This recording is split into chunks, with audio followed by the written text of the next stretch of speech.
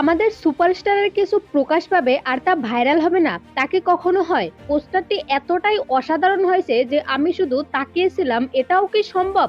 হ্যাঁ, এভাবেই তুফান সিনেমার পোস্টার নিয়ে কথা বললেন কলকাতার জনপ্রিয় নায়িকা ইদিকা পাল। এই বিষয়ে আরো দেখুন পুরো ভিডিওর বিস্তারিত তথ্যে।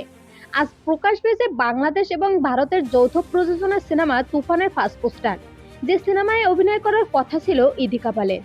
কিন্তু সে আগেই খাদান সিনেমায় চুক্তিবদ্ধ হওয়ার কারণে এই সিনেমায় আর অভিনয় করতে পারেনি। তবে এর পরেও সবসময় খোঁজ খবর রাখে শাকিব খানের সহ শাকিব খানের সিনেমার। আজ ফার্স্ট লুক প্রকাশের পর ইদিকা পাল এক রিলে বলে, একেই বলে সুপারস্টার। ও কি বলবো, এমন লুক দেখে আমি নিজেই অনেকক্ষণ তাকিয়েছিলাম। আমাদের দুই বাংলার সিনেমা জগতে নতুন এক রেকর্ড গড়বে তার তুফান সিনেমা, এমনটাই আশা করি। আমি শাকিব খানের জন্য আজ এত জনপ্রিয় আপনাদের কাছে, তাই আমি কখনোই তাকে ভুলবো না। আমি সবসময় তার এবং তার সিনেমার পাশেই থাকবো। আশা করি দারুণ কিছু পেতে চলেছি আমরা ঈদে। উল্লেখ্য, ঈদুল আজহায় শাকিব খানের তুফান সিনেমার পাশাপাশি ইদিকা পাল ও দেবের খাদান সিনেমাও মুক্তি পাবে।